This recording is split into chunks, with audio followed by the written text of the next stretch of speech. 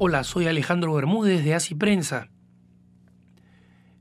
Hace algunos días habíamos hablado en estos puntos de vista sobre cómo dirigirnos a las personas que tienen alguna manera de vivir la fe o de enfrentar el tema de la fe. Y habíamos hablado a raíz del comentario hecho por un famoso apologista norteamericano, Mark Shea, cómo dirigirse a las personas agnósticas y cómo dirigirse a las personas ateas, reconociendo que hay una diferencia entre ambos. El ateo resuelve la interrogante sobre Dios diciendo Dios no existe.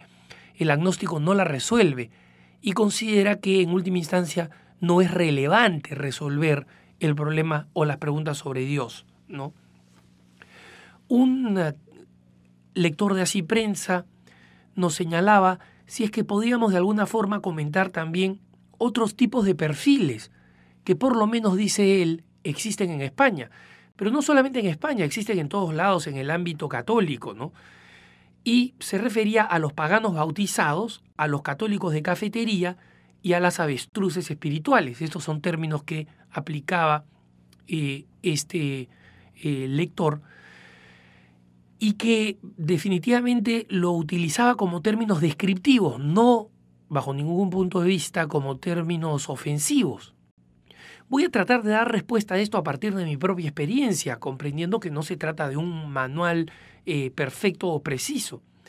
Pero en el caso de los paganos bautizados, habría que decir primero quiénes son los paganos bautizados. Son aquellas personas que simplemente no viven su fe a pesar de que se reconocen como católicos. Se dicen católicos, responden en los censos de población que son católicos, pero no practican su fe, asisten a misa algunas veces dominicalmente, es raro, en la mayoría de las ocasiones cuando es necesario por algún evento tipo matrimonio, tipo funerales, practican el matrimonio como ceremonia dentro de la Iglesia Católica, bautizan a sus hijos, organizan funerales católicos para sus familiares difuntos, pero allí queda toda su vida católica. En todo lo demás son personas que simplemente no practican su fe y que están llenos de peros. Cuando uno le pregunta por qué, normalmente aducen dos razones. Razones históricas: conocí un cura que me pegó, un párroco que me trató muy mal, una religiosa que de pequeño en el colegio o de pequeña en el colegio me pegaba o me obligaba a ir a misa contra mi voluntad.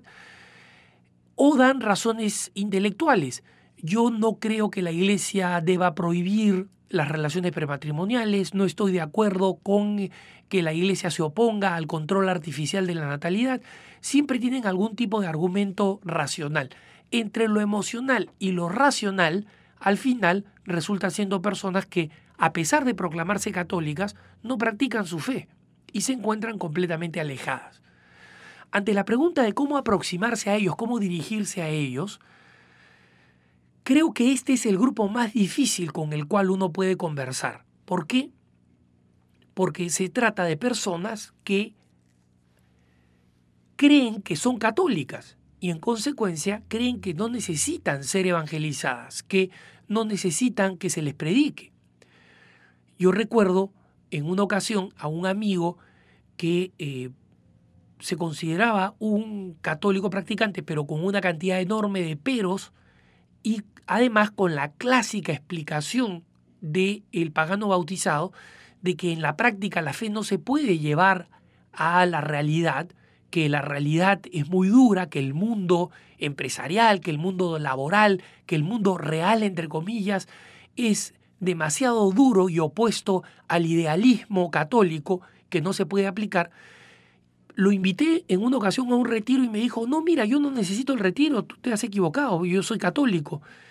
Pero tal o cual persona tienen problemas con el alcohol, ¿no? Entonces ellos sí deberían ir a un retiro. Es decir, creen que el retiro es para otros, que el anuncio del evangelio es para otros, que ellos no, ellos ya están bien. Entonces, esta certeza de estar bien es una especie de esclerosis espiritual que necesita ser curada y que es muy difícil de curar. ¿Cuáles son los medios que yo procuro aplicar?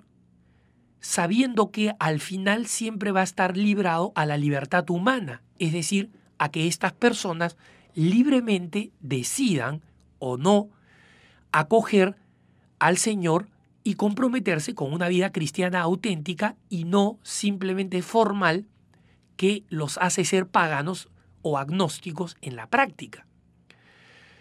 Es decir, hay que recordar que el mismo Jesús escogió 12 apóstoles, de los cuales uno lo traicionó y el otro lo negó 3 veces.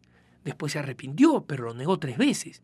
Es decir, hasta el mismo Jesús, con su capacidad de convencimiento y con su testimonio personal, se encontró con libertades cerradas que no querían acoger el Evangelio. Y en consecuencia, los medios que sugiero de ninguna manera constituyen garantías de que una persona cristiana que en realidad vive como pagano o como agnóstico se va a convertir. Pero hay medios muy importantes. Por lo pronto, el lector nos pedía que nos refiriéramos a este tema de los paganos bautizados, diciendo que este tipo de personalidades existen entre las personas que amamos, entre nuestros familiares y entre nuestros amigos. En consecuencia, hay un factor emocional. Nosotros queremos muchas veces hacer que estas personas se acerquen a Dios. El primer medio es la oración. Ustedes dirán, bueno, pero eso siempre se sabe, uno siempre reza por esas personas. No. Tienes que dedicarte seriamente a rezar por esas personas. ¿Por qué? Porque la vanidad mental y el subjetivismo en el que viven produce una cerrazón de mente y una cerrazón de corazón que solamente puede ser abierta por la gracia. Es decir, si es que de alguna manera vamos a poder penetrar en sus conciencias, va a ser porque la gracia va a actuar. En segundo lugar, hay que interpelarlos a la conciencia. Es decir, no hay que meterse a los temas que les encanta discutir y en los cuales estas personas suelen afirmarse. Que la Iglesia hace muy mal en oponerse al control artificial de la natalidad, que están a favor del aborto, que están a favor de las uniones homosexuales. No vale la pena discutir ninguno de esos temas. Hay que ir de frente a qué es lo que ellos creen que Jesucristo les diría. Jesucristo establece la Iglesia como sacramento de salvación. Y la Iglesia tiene unas normas para que tú te salves. Que vayas a misa los domingos, por ejemplo, es una de ellas. ¿Tú qué dices a eso? ¿Tú crees que sabes más que Moisés, que anunció de parte de Dios los 10 mandamientos? ¿Tú crees que sabes más que Jesucristo? Y dejarlos con esas interrogantes para que sus conciencias reaccionen, para que sean sus conciencias las que hablen y las que respondan. Y en tercer lugar, es muy importante hacer que estas personas tengan alguna ocasión, contando con la gracia que va a obtener nuestra oración, que estas personas tengan una ocasión de tener una experiencia de fe más intensa, un retiro, una jornada, un encuentro, la participación de actividades de un movimiento apostólico, de una sociedad apostólica, de un grupo parroquial activo y vivo. Cualquiera de estos medios, a estos medios estas personas tienen que ser invitadas, porque solas muy difícilmente van a salir adelante de su paganismo para convertirse en verdaderos católicos. Que tengas un buen día.